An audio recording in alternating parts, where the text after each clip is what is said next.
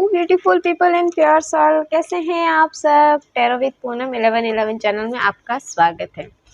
तो चलिए, मैं सबसे पहले ना अपने प्यारे प्यारे जो भी मेरे व्यूवर्स हैं उनके लिए मैं ब्लेसिंग्स ले लेती हूँ। यूनिवर्स, एंजल, स्पिरिट गाइड्स, जो भी मेरे प्यारे प्यारे व्यूवर्स हैं, जो भी अपने पर्सन को लेके रीयूनियन चाहते हैं, उनकी कोई मैनिफेस्टेशन है, कोई विश है, वो आप पूरी कीजिए। Universe, angel, archangel, spirit guides, please mother Gaia उनकी हेल्प करें ताकि वो अपने पर्सन के साथ उनका रीयूनियन हो जाए। जो भी विशेष ब्लेसिंग्स वो मांग रहे उनकी पूरी हो जाए। यूनिवर्स, एंजल्स, प्लीज उनकी।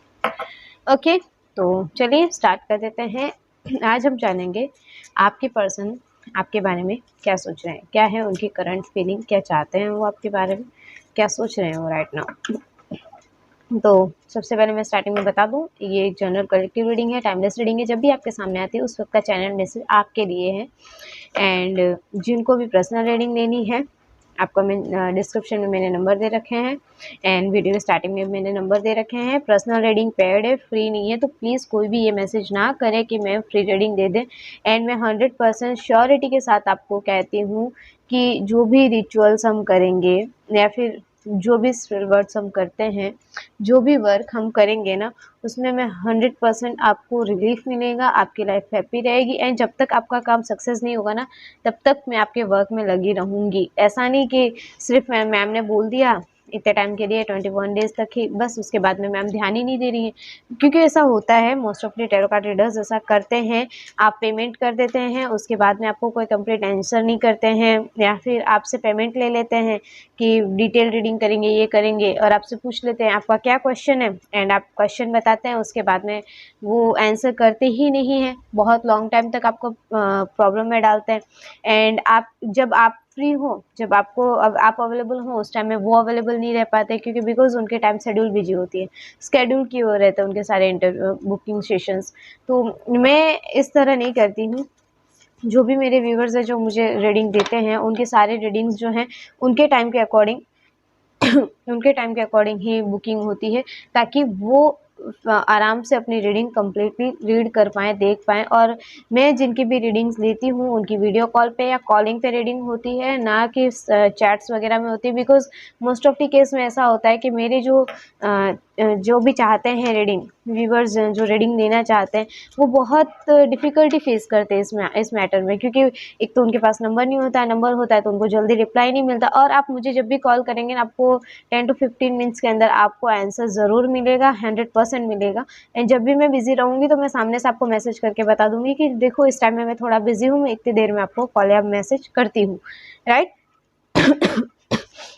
ओके, तो जिनको भी डिटेल रीडिंग चाहिए वो कमेंट सेशन में आप विशेष करते हैं, वो सब भी जो भी चाहते हैं कि मैम हमें कमेंट में भी पूछते हैं कि मैम हमें रीडिंग लेनी है, हम क्या करें। आप सिंपल डिस्क्रिप्शन में से नंबर लीजिए, आप व्हाट्सएप पे मैसेज कीजिए, आप ऑडियो भी भेज सकते हैं। अगर आपको टाइप करना नहीं आता तो ऑडियो में भी आपको आंसर मिलेगा, आप पढ़े लिखे नहीं हैं इतना तो, है ना।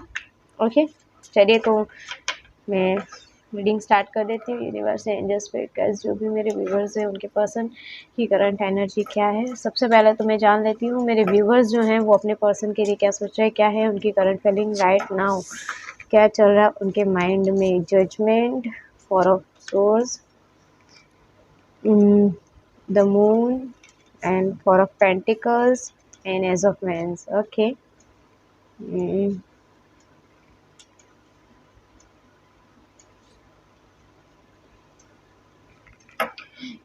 यूनिवर्स, एंजल, स्पिरिट गाइड्स, मेरे व्यूवर्स के पर्सन की क्या एनर्जी है राइट नाउ, मेरे व्यूवर्स के पर्सन क्या सोच रहे हैं उनके लिए। Universe, angel, spirit guides, please help करें, बताएं मेरे व्यूवर्स के पर्सन उनके बारे में क्या सोच रहे हैं। मैं थोड़ा कार्ड साइड से रख देती हूँ ताकि डिटेल रीडिंग अच्छे से हो पाए।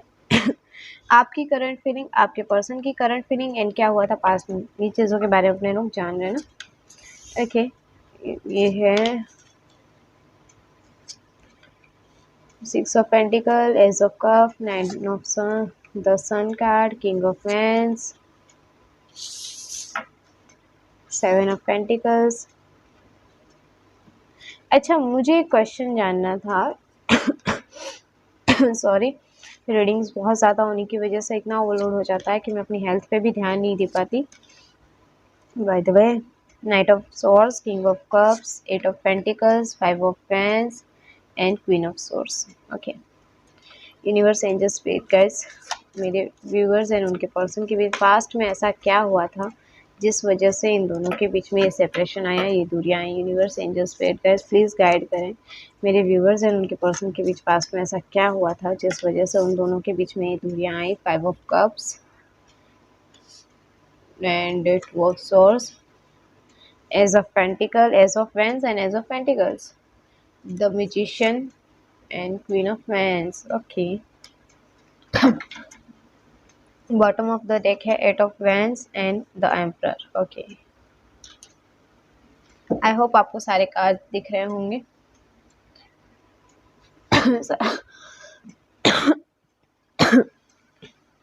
I'm sorry, कुछ 2 दिन से मेरी तबीयत थोड़ा अप एंड डाउन चल ही रही है और आज तो बहुत ज़्यादा ख़राब चल रही है। अगर मेरी आवाज़ में थोड़ी प्रॉब्लम दिखे तो प्लीज़ फॉरगिव कीजिएगा, माइंड मत कीजिएगा। ओके, क्योंकि बहुत ज़्यादा टाइम तो मेरा इन सब में ही चला जाता है, रीडिंग्स, पर्सनल रीडिंग्स में। ओके, तो अगर मैं साइंस एंड एलिमेंट्स की बात करूँ तो Aries, Leo, Sagittarius, fire sign, Gemini, Libra, Aquarius, air sign, Cancer, Scorpio, Pisces, water sign, Taurus, Virgo, Capricorn, earth sign. सारे के सारे साइंस एंड एलिमेंट्स मुझे नज़र आ रहे हैं, सारे के सारे ज़ोडिएक साइंस हैं इसमें। एंड मंथ वाइज अगर मैं बात करूँ तो अप्रैल, जनवरी, अप्रैल, जून, अगस्त, मई, जुलाई एंड फेब्रुअरी, ये मंथ्स मुझे इम्पोर्टेंट दिखाई दिए। नंबर वाइज में अगर बात करूँ तो 24, 18, 6, 19, 7 एंड 5, 2, 1, 11, ये नंबर मुझे इंपॉर्टेंट दिखाई दिया। आप अपने अकॉर्डिंग लिखिएगा, है ना, जो भी आपसे रेजोनेट होता है, जो भी इस टाइम में आपसे मेजर हुआ होगा या आपकी लाइफ में इस सिचुएशन में आपकी बर्थडे, आपके पर्सन की बर्थडे दिस मंथ में, इसके अकॉर्डिंग ऐसे आप लीजिएगा।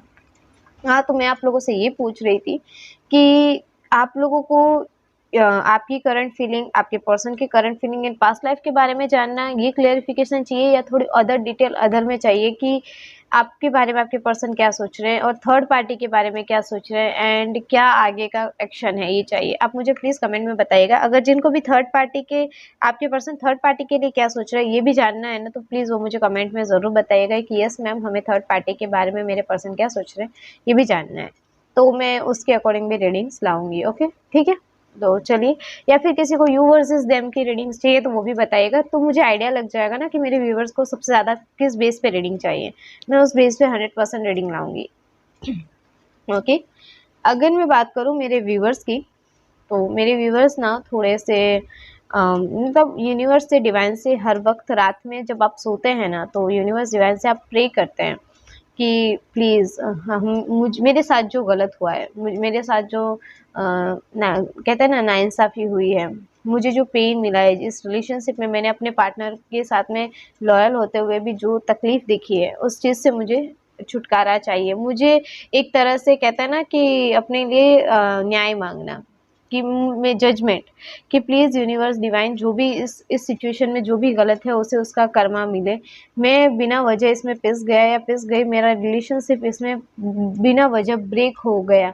एंड अगर मैं आज की सिचुएशन में देखूँ ना, तो आप बहुत ही ज़्यादा अपसेट नज़र आ रहे हैं, बहुत ज़्यादा। एंड अपने पार्टनर को भी हर तरफ ढूंढते, सोशल मीडिया पे या फिर हर जगह पे उनके बारे में सोचते नज़र आ रहे हैं, उनके बारे में पूछते नज़र आ रहे हैं कि कैसे हैं वो, क्या है। अगर उनके कोई फ्रेंड सर्कल में भी आप किसी को जानते हैं तो उनसे, उनके बारे में आप उनसे भी पूछे जा रहे हैं कि क्या चल रहा है, कैसे हैं वो, क्या है उनकी लाइफ में। आप अपनी लाइफ की तरफ देख ही नहीं रहे हैं, आपको बस उस पर्सन के बारे में ही सब कुछ जानना है, भगवान से, यूनिवर्स से प्रे करना है कि क्या चल रहा है उसकी लाइफ में, क्या हो रहा है, वो कब तक एक्शन लेंगे, कब वो मुझे न्याय देगा, कब वो मेरे रिलेशनशिप को एक्सेप्ट करेगा, कब वो मेरे पास वापस आएगा। ये चीज़ों में आपका ध्यान बहुत ज़्यादा नज़र आ रहा है, इस वजह से आप काफ़ी अपसेट से नज़र आ रहे हैं। आप रात रात भर जागते भी होंगे। बहुत से लोग हैं जो टैरो कार्ड रीडिंग भी देख रहे हैं इस सिचुएशन में आके, और अब इतना आप अच्छे से जान चुके हैं टैरो कार्ड रीडिंग को कि आप खुद बता दें कार्ड देख के कि आपकी हालत कैसे है। या फिर आपके पर्सन के कैसे, और जो नए हैं बेचारे, जिनको नहीं पता है कि क्या हो रहा है, क्या लाइफ चल रही है, किस तरह का सिचुएशन है, वो अभी भी इसी सिचुएशन में स्टक नज़र आ रहे हैं। जो पास्ट में आर्ग्यूमेंट्स, लड़ाई झगड़े हुए, उन चीज़ों के बारे में बहुत ज़्यादा सोच रहे हैं। कुछ लोग तो अपने पर्सन के बारे में दिन रात इतना सोच रहे हैं कि उन्हें रात का नींद चैन सब खोया हुआ है। अपने पर्सन के बारे में, उनके फ्रेंड सर्कल से भी उन्हें जानना है कि अब क्या चल रहा है उनकी लाइफ में। सोशल मीडिया पे भी स्टॉक करना है। अगर उन्होंने सोशल मीडिया पे आपको ब्लॉक कर दिया, व्हाट्सएप पे आपको ब्लॉक कर दिया, तो आप उनके फ्रेंड सर्कल से भी उनकी जानकारी ले रहे हैं। मतलब आप हर जगह से उन पे नज़र पक्की रख रहे हैं कि उस पर्सन की लाइफ में क्या चल रहा है, क्या हो रहा है, क्या सोच रहा है, वो क्या खा रहा है, क्या पी रहा है। उस सिचुएशन में आप अभी भी अपने पर्सन के साथ इतना अटैच्ड हैं। और जो भी मैं अभी एक गाइडेंस आप लोगों को दूंगी कि अगर रात दिन आप उससे मैनिफेस्ट करेंगे ना, रात दिन उस पर्सन के पीछे आप भागेंगे ना, तो वो पर्सन आपकी लाइफ से आपकी तरफ अट्रैक्शन बिल्कुल भी नहीं पाएगा, क्योंकि एनी टाइम आप अटेंशन दे रहे हैं उसे, आप उसे पीस ऑफ माइंड दे ही नहीं रहे हैं। आप हम एनी टाइम उसे ये कह रहे हैं कि मैं आपके लिए अवेलेबल हूँ, मैं आपके लिए अवेलेबल हूँ, मैं आपके लिए अवेलेबल हूँ। ये आपको बिल्कुल भी नहीं करना है। यही सिचुएशन होती है जहाँ पे आप लोग स्टक हो जाते हैं, जहाँ पे आप लोग अपनी प्रॉब्लम्स क्रिएट करते हैं। देखिए, मैं हर रीडिंग में गाइडेंस नहीं देती हूँ, हर रीडिंग में मैं इतना लंबा लेक्चर किसी को देती नहीं हूँ, क्योंकि मुझे पता चल जाता है जो न्यू व्यूवर्स हैं, जो नए लोग अटैच्ड हुए हैं, वो लोग अभी भी उसी सिचुएशन में, और मेरे जो पुराने व्यूवर्स हैं जो कंटिन्यू मेरे साथ में हैं और कंटिन्यू रीडिंग देख रहे हैं, वो काफ़ी ऑब्जर्व हो चुके हैं, काफ़ी आगे बढ़ चुके हैं काफ़ी टाइम से, क्योंकि देखे जा रहे हैं ना कि मैम क्या कहती हैं, किस तरह के स्पिरिचुअल गाइडेंस देती हैं। तो वो लोग आगे बढ़ चुके हैं, वो लोग इस चीज़ में स्टक नहीं है। अगर आप ही इन चीज़ों में स्टक रहेंगे ना, तो आपके पर्सन आपके पास कभी नहीं आएंगे, क्योंकि आप उन्हें वैल्यू दिखा रहे हैं कि तुम मेरे लिए कितने वैल्यूएबल हो। मैं तुम एक बार बोलोगे, एक मैसेज कर दोगे, मैं आ जाऊंगा या आ जाऊंगी, ये चीज़ आपको नहीं करनी है। आपको अपने आप पे काम करना है, अपने 7 चक्रास पे, इनर वर्क पे काम करना है, आपके चक्रास हील करने हैं, आपको मेडिटेट करना है। इन चीज़ों पे आपको फोकस्ड होना चाहिए, ना कि आपके पर्सन पे। उसके कर्मास उसको मिलेंगे।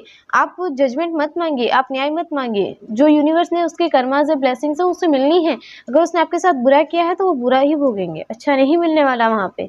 उनको थोड़ा प्रॉब्लम ही होगा। थर्ड पार्टी है तो थर्ड पार्टी को भी उसका प्रॉब्लम मिलेगा ही। उसने जो किया है उसके कर्मास उससे भोगने ही है, चाहे फिर वो पास्ट लाइफ कर्मा हो, चाहे वो अभी के हो। तो प्लीज़ आप अपने ब्लॉकेजेस मत क्रिएट कीजिए, है ना। आप खुद को नेगेटिव मत कीजिए, आप हमेशा पॉजिटिव बने रहिए। नेगेटिव होने से आप लोगों को प्रॉब्लम फेस करनी पड़ती है, जो चीज़ आपको बिल्कुल भी नहीं करनी है।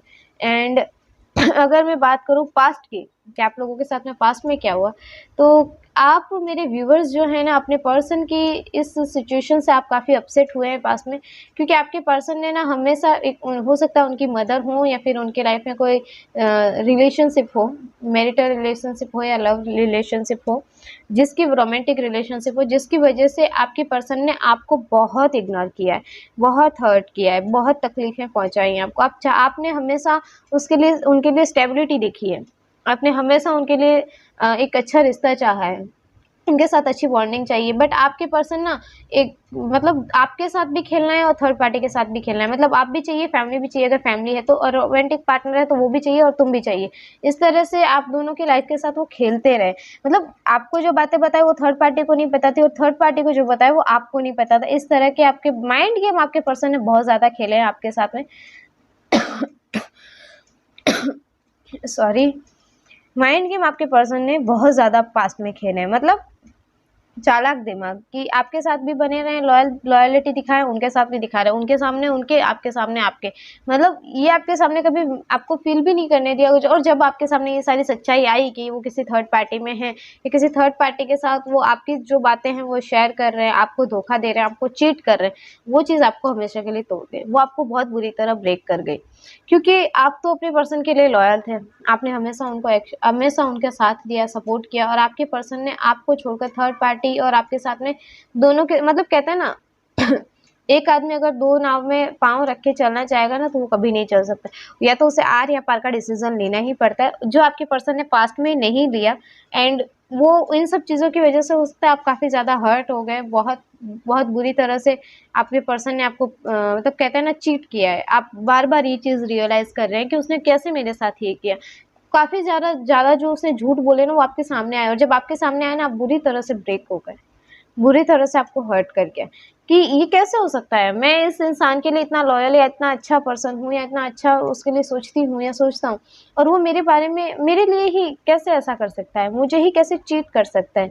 आपको ये बात पास्ट में बहुत ज़्यादा तकलीफ दे गई कि किस तरह से वो मुझे चीट कर गया। देखिए, आप अभी भी यही चीज़ें सोच रहे हैं एंड यहीं पे भी यही चल रहा है कि पास्ट में हुए बर्ताव आपके पर्सन के आपके साथ जो हुए, उस चीज़ ने आपको हिला दिया, आपका मेंटली डिस्टर्ब कर दिया, आपको मेंटली तरफ से ही आप डिस्टर्ब हो गए अपने पर्सन के इस बिहेवियर से। इन रिलेशनशिप आपका प्योर है, आप अभी भी उनसे कनेक्टेड हैं, आप अभी भी उनको चाहते हैं, बट प्लीज़ व्यूवर्स, मैं फिर से एक बार रिक्वेस्ट करती हूँ, आप नेगेटिव बिल्कुल भी मत होइए। वो पर्सन आपकी लाइफ से गया है ना, तो उसका उसका रियलाइजेशन उसे यूनिवर्स पे छोड़ दीजिए। जो जैसे गया हो, जिस तरह से गया है, उसी तरह से वापस भी लौट आएगा। आपके एफर्ट्स डालने से वो नहीं आएगा, जब उसे उसे उसको खुद की समझ होगी वो तभी आएगा। आप बार-बार उसे कॉल करेंगे, मैसेज करेंगे, उसके पीछे-पीछे घूमेंगे तो वो नहीं आने वाला है, क्योंकि उसे रियलाइज़ है कि आप कहाँ जाने वाले हैं। और पास में भी उस चीज़ इसको ये था कि हाँ, ये क्या है? मैं जब चाहूँगा उससे मेरे कंट्रोल में कर सकता हूँ। इसी वजह से आपके पर्सन ने ये सारे प्रॉब्लम्स क्रिएट किए, थर्ड पार्टी को इतना इम्पोर्टेंस दिया, बिकॉज़ उसको पता था कि ये कहीं नहीं जाने वाला है या ये कहीं नहीं जाने वाली है। मेरे व्यूअर्स कहीं जाने वाले नहीं हैं। उसे ये रियलाइज़ेशन था, क्योंकि आपने उसे इतनी अहमियत दे दी, इतनी मतलब इतनी छूट दे दी कि भई तुम जैसा बोलो ठीक है, तुम जो करो वो ठीक है, मैं तुम्हारे साथ एनी टाइम हूँ। मतलब उसे ये पता था कि झगड़ा होगा, प्रॉब्लम होगी, गुस्सा होंगे, अगर मीठे अच्छे से बात करेंगे तो फिर आप मान जाओगे, फिर आप एग्री कर जाओगे और फिर आप आ जाओगे। ये चीज़ आपके पर्सन अच्छे से जानते थे, और ये चीज़ उन्हें ना एक तरह से देखा जाए ना, तो अभी की अगर मैं बात करूँ कि पास्ट में अगर उन्होंने ऐसा किया, तो अभी ये चीज़ आप आपके पर्सन को बड़ा शॉक कर रही है कि यार मैं मतलब आप जो कहते थे कि देखो मैंने वार्निंग दे रहा हूँ, मैं वार्निंग दे रही हूँ, ब्लास्ट हो गया, अब मेरे से और बर्दाश्त नहीं हो रहा, अब मैंने सह लिया जितना, तुम जितना चीट करना था मुझे कर लिया, लेकिन अब बहुत हो गया। आपने लास्ट में मतलब पास्ट में आपने बताया भी होगा कि देखो ऐसा मत करो, ये अपना रिलेशन जो है यहाँ पे ख़त्म कर देगा। आपने उन्हें वार्न भी किया, बट आपके पर्सन ने उस टाइम में आपकी नहीं सुनी। आपके पर्सन को तो बस वो थर्ड पार्टी और आपके साथ गेम खेलना, ब्लेम गेमिंग खेलना, कि मतलब तुम ऐसी हो, तुम वैसे हो, इस तरह से झगड़े आर्ग्यूमेंट्स बढ़ाने में ज़्यादा इंटरेस्ट आ रहा था, ना कि आपके रिलेशनशिप को बचाने में। अगर वो बचा लेते तो शायद ये रिश्ता वहीं पे एक अच्छे मजबूत बुनियाद पे होता। थर्ड पार्टी इंटरफेरेंस होता ही नहीं इसमें, बट आपके पर्सन ने उस टाइम में लॉयल्टी नहीं दिखाई, मैच्योरिटी नहीं दिखाई। मैं रियल बात करूँ तो मैच्योरिटी नहीं दिखाई, प्लेइंग गेम वाला माइंड रखा अपना कि मुझे प्लेइंग करनी है। एंड अगर मैं बात करूँ अभी की कि राइट नाउ आपके पर्सन क्या सोच रहे हैं, तो उन्हें ये रियलाइज़ हो चुका है कि आप जो है ना, जैसा आपको उन्होंने सोचा था ना, वैसे आप हैं नहीं। मतलब आपको उन्होंने ये सोचा था ना, जब भी वो कॉल करेंगे आप अवेलेबल होंगे, जब भी आप मैसेज करेंगे अवेलेबल होंगे, बट आपने भी कुछ डिस्टेंस क्रिएट कर ली, क्योंकि आपकी भी एक लिमिट थी। जहाँ तक आप चाहते थे वहाँ तक आपकी लिमिट थी कि मैं इतना ही कर सकता हूँ या मैं इतना ही कर सकती हूँ। उसने आपको ओवर लिमिट हर्ट कर दिया। ऐसा होता है इंसान के साथ में, अगर कुछ ऐसी चीज़ें हो जाए ना कि उसे वक्त से ज़्यादा, हालात से ज़्यादा हर्ट कर दिया है, उसकी पेशेंस की मतलब एक पेशेंस होता है किसी इंसान का, वो पेशेंस ब्रेक कर दिया गया है, उसका गलत फ़ायदा उठाया गया है, तो वो पर्सन राइट है, वो पर्सन आपके बारे में सोचेगा ही नहीं। अगर वो अपनी सेल्फ रिस्पेक्ट के बारे में सोचने लग गया ना, वो पर्सन आपके बारे में नहीं सोचेगा। और मेरे व्यूअर्स जो जजमेंट मांग रहे हैं ना, वो यही मांग रहे हैं कि मैंने उस इंसान से लॉयल्टी की, मैंने उस इंसान के साथ में रिलेशन रखा, मैंने उस इंसान को हमेशा मतलब कहते हैं ना अहमियत दी, फर्स्ट प्रायोरिटी उसको रखा, और उस इंसान ने मेरे साथ जो किया वो गलत था। तो मुझे भी अपनी सेल्फ रिस्पेक्ट देखनी है, मुझे भी वो पर्सन चाहिए, बट उसके साथ में मुझे न्याय भी चाहिए। जो मेरे पर्सन ने मेरे साथ नहीं किया वो भी मुझे चाहिए।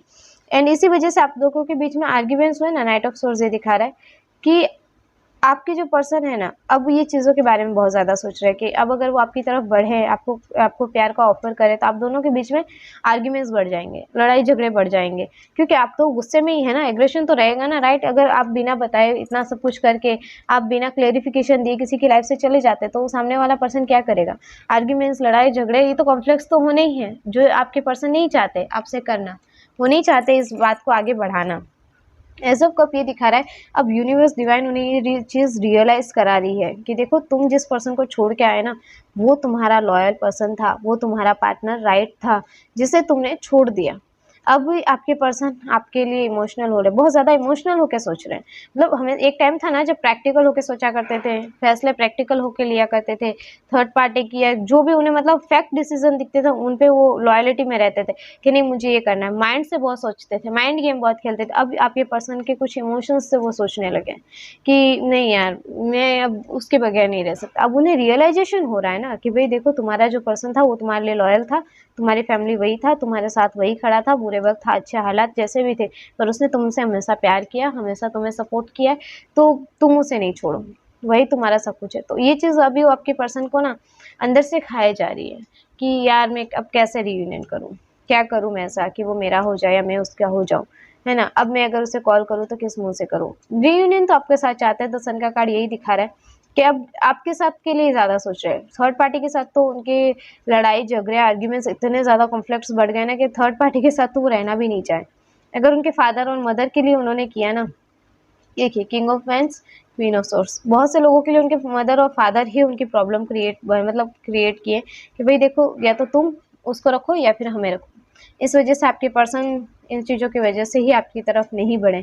एट ऑफ पेंटिकल ये दिखा रहा है कि जो भी उन्होंने किया पास्ट में, जैसे आप जजमेंट मांग रहे हैं, आप यूनिवर्स डिवाइन से प्रेयर कर रहे हैं कि मुझे इंसाफ चाहिए, मेरे साथ न्याय नहीं हुआ, मेरे साथ चीट किया गया, मुझे धोखा दिया गया, तो ये कर्मा फीस कर रहे हैं। एट ऑफ पेंटिकल्स ये दिखा रहा है कि अब उन्हें उनका कर्मा मिल रहा है। जो आपकी बात उन्होंने नहीं सुनी, आपको उन्होंने इग्नोर किया, आपको लेट गो किया थर्ड पार्टी के लिए, अपनी मम्मी पापा, अपनी फैमिली, थर्ड पर्सन के लिए, किसी के भी लिए, आपको जिस थर्ड पार्टी के लिए छोड़ा, अब वही चीज़ इन्हें रियलाइज़ करवा रही है क्योंकि इन्होंने कर्मा बांधा है। आप एक तरह से प्रेयर कर रहे हैं, आप एक तरफ से जजमेंट मांग रहे हैं, यूनिवर्स डिवाइन से प्रेयर किए जा रहे हैं कि देखो ऐसा हो गया, इस तरह के हालात है, मेरे साथ ये हुआ है।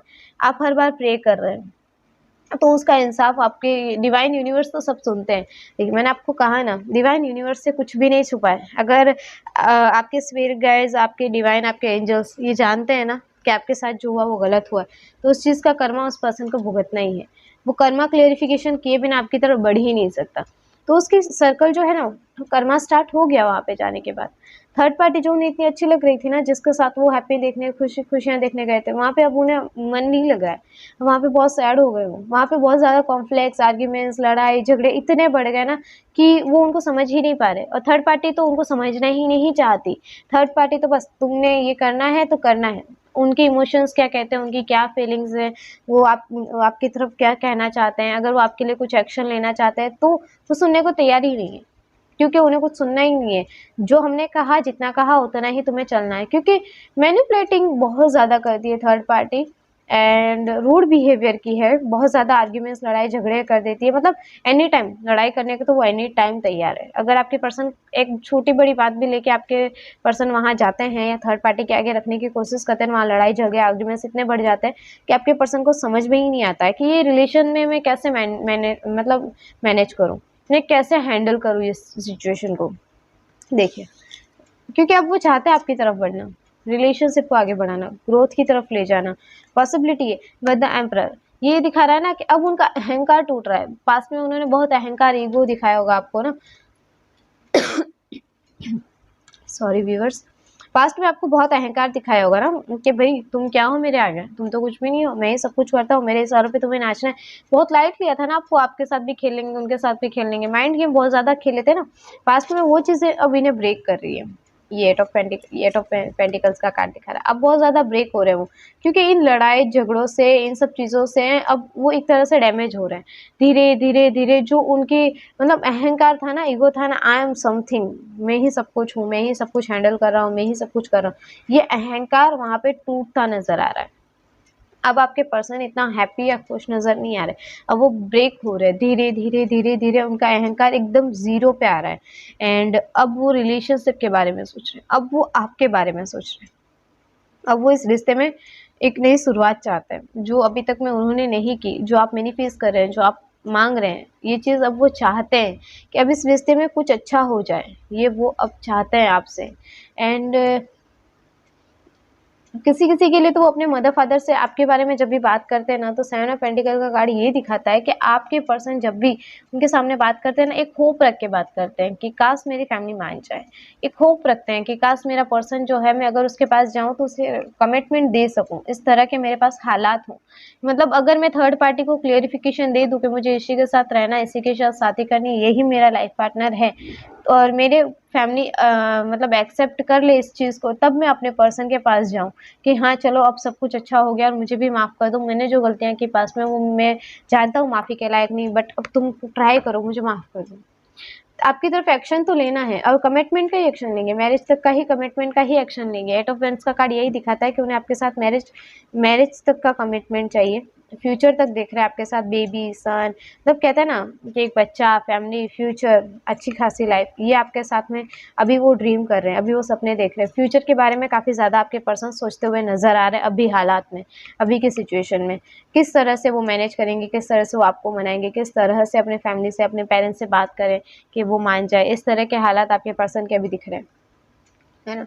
चलिए जान लेते हैं ना आपके पर्सन, मेरे व्यूअर्स के जो पर्सन है वो कब तक एक्शन लेते हैं। यूनिवर्स, एंजल, स्पिरिट गाइस, मेरे व्यूअर्स के जो पर्सन है वो कब तक एक्शन लेते हैं। यूनिवर्स, एंजल, स्पिरिट गाइस, मेरे व्यूअर्स के जो पर्सन है वो कब तक एक्शन लेते हैं।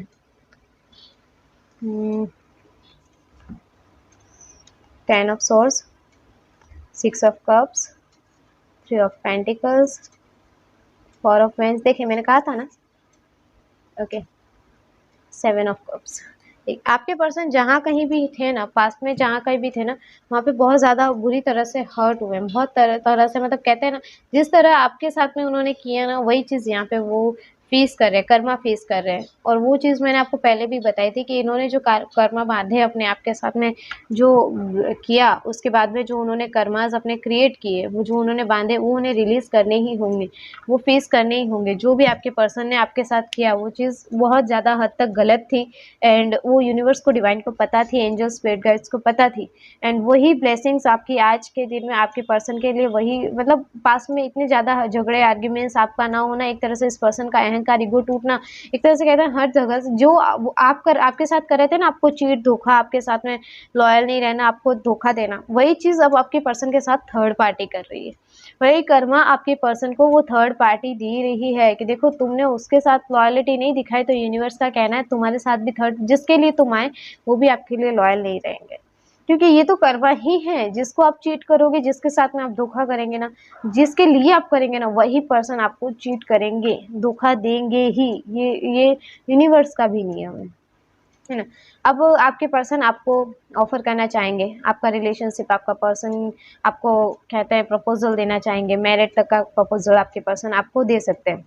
थर्ड पार्टी के बारे में, जो थर्ड पार्टी थी अब उससे भी आपके पर्सन बात करते दिखाई दे रहे हैं कि देखो मुझे इस इंसान से शादी करनी है, इस लड़के से मुझे शादी करनी है, इसके साथ मुझे अपना फ्यूचर देखना है, और मैरिज का ही कमिटमेंट देंगे। मैंने कहा था ना 8 ऑफ वांड्स दिखा रहा है मैरिज के कार्ड को, मैंने आपके सामने कार्ड सफल किए, आपके सामने मैंने कार्ड्स निकाले, तो आप 8 of wands and 4 of wands, ये दोनों दिखाते हैं मैरिज को, नई शुरुआत को। तो आपके रिश्ते में नई शुरुआत तो डेफिनेटली होनी है, आपके पर्सन आपकी तरफ बढ़ने वाले हैं। 7 ऑफ कप दिखा रहा है कि अब आपके पर्सन आपकी वो सारी विशेष पूरी करेंगे, जहाँ पे मतलब एक टाइम ऐसा था ना कि आपके पर्सन नहीं चाहते थे, या फिर आपके विशेष जो आपके ड्रीम्स जो थे, आप जो उनसे मांगते थे, टाइम, मनी या XYZ कुछ भी, आपकी जो डिमांड्स थी वो आपके पर्सन फिर विश नहीं, मतलब कहते हैं ना आपकी विशेष पूरी नहीं करते थे। अब आपके जो पर्सन है वो हर चीज़ आपकी मानेंगे, हर तरह से अब आपके साथ में मतलब कहते हैं ना खुशियाँ, अपॉर्चुनिटी अब आपके पर्सन चाहते हैं, और वो अब आपको देंगे, और लॉयलिटी के साथ देंगे। जो आपके साथ में पास्ट में उन्होंने नहीं किया, अब वो आपके साथ में 100% अच्छाई के साथ देंगे। कि 7 ऑफ कप्स यही दिखाता है कि जो आप मांगेंगे, जो आपकी डिमांड्स होंगी, हर चीज़ आपके पर्सन मानने को तैयार है। जो आप चाहती है वो करने को आपके पर्सन अब तैयार है। इक्वल गिव एंड टेक भी अगर आप चाहते थे ना, वो भी मांगे। इवन तक अगर आप माफ़ी भी मंगवाना चाहते थे ना कि मेरा पर्सन एक बार आके मुझे सॉरी भी बोल देना, मुझे खुशी होगी इस बात की कि उसने ऐसा क्यों किया, उसके लिए उसे रिग्रेट हुआ और उसने मुझसे माफ़ी मांग ली, तो भी आप उसे माफ़ कर देंगे। ये सिचुएशन है। आपके पर्सन आप तक या तो 3 वीक्स के अंदर आपके पर्सन आपकी तरफ बढ़ते हुए नजर आ रहे हैं। किसी किसी के लिए 10 डेज तक का टाइम लग सकता है। 10 डेज तक में आपके पर्सन आपके पास होंगे। किसी के लिए 7 डेज तक उनके पर्सन उनके पास होंगे। मतलब 1 to 10 डेज के अंदर आपके पर्सन 1 to 10 डेज या 1 to 10 आवर्स के अंदर आपके पर्सन आपके पास आपके रियूनियन में होंगे। आपको कॉल में से टेक्स्ट कर सकते हैं। ओके, ये थी आप लोगों की रीडिंग। मिलती हूँ मैं नेक्स्ट रीडिंग में। सी या, बाय बाय।